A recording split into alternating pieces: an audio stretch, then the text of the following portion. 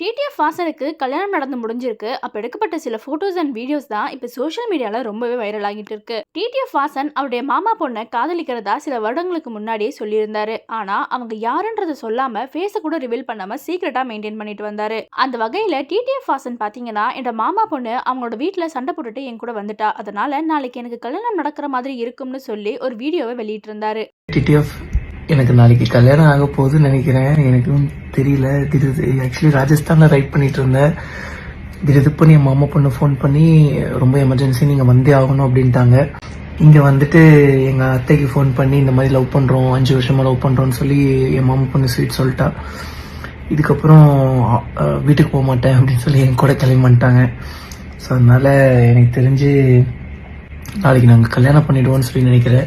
Sweet கன்ஃபார்மா? இப்ப நீ ஊன்னு சொன்னா கூட வண்டி அப்படியே உடன் போட்டு உனக்கு கொண்டு போய் பத்திரமா டிராப் பண்ணிடுவேன். இல்ல மாமா, கல்யாணமே பண்ணிக்கலாம். கோயில்ல போய் கல்யாணம் பண்ணிக்கலாம். ரொம்ப ஸ்ட்ராங்கா இருக்காங்க. ஆனா எனக்கு தான் பயம் என்னைக்கு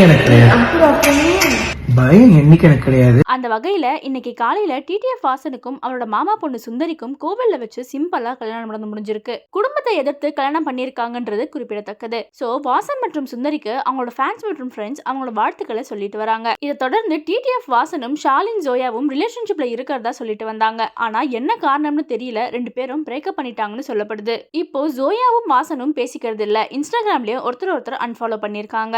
இதனால டிடிஎஃப் வாசன் கிட்ட ஃபேன்ஸ் பலரும், நீங்க ஜோயா கூட ரிலேஷன்ஷிப்ல இருந்தது உண்மைதானா, இல்ல பிரேக்கப் ஆனதும் உங்க மாமா பொண்ணு சுந்தரி கூட சேர்ந்துட்டீங்களா அப்படின்ற மாதிரி பல கேள்விகளை கேட்டுட்டு வராங்க.